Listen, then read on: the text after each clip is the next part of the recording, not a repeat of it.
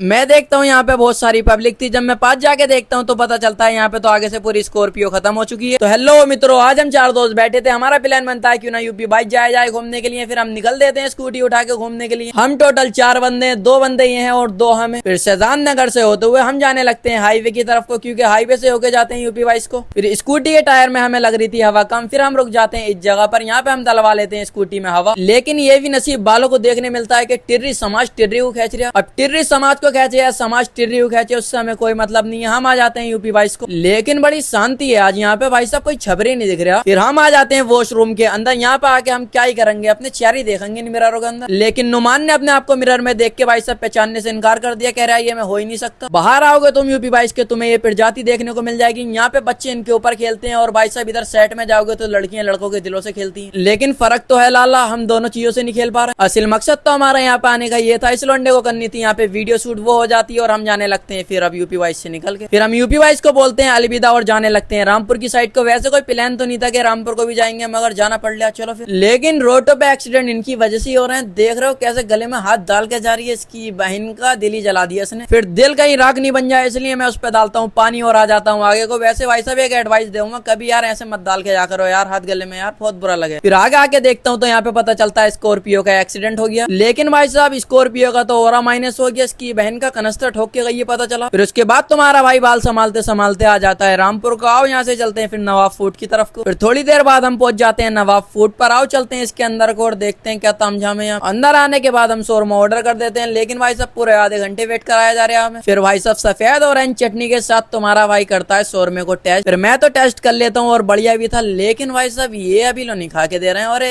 ये क्या कर रहा है भाई, अरे खाए भी यार, यार जाहिल है बिल्कुल ही। क्या शोरमा खाने के बाद फिर सवाद गेट से होते हुए हम जाने लगते हैं विशाल मेगा मार्ट की तरफ को, क्योंकि मुझे वहां से लेना था एक फेस वॉश। फिर हम आ जाते हैं विशाल मेगा मार्ट पर। यहाँ पे हम बात कहने लगता है कि भाई साहब मेरी यहाँ पे जॉब लगवा दो, लेकिन बेटे तेरी नहीं लगेगी। फिर हम आ जाते हैं विशाल मेगा मार्ट के अंदर। यहाँ पे आके देखते हैं तो रामपुर की एक भी टूटन नहीं दिख के दे रही है हमें। फिर हम यहाँ से ये वाला फेस वॉश ले लेते हैं। उसके बाद अंधेरा भी होने लगता है और हम जाने लगते हैं अपने घर की साइड को। लेकिन एक बात और, भाई साहब कुछ बंदे वीडियो बहुत देख रहे हैं लेकिन फॉलो नहीं कर रहे हैं यार। फॉलो कर लो जल्दी, 10 के करवाओ ना। चलो फिर इस ब्लॉग का करते हैं यहीं पे इंतकाल, कल को वक्त आ जाइए फिर पिटेगी।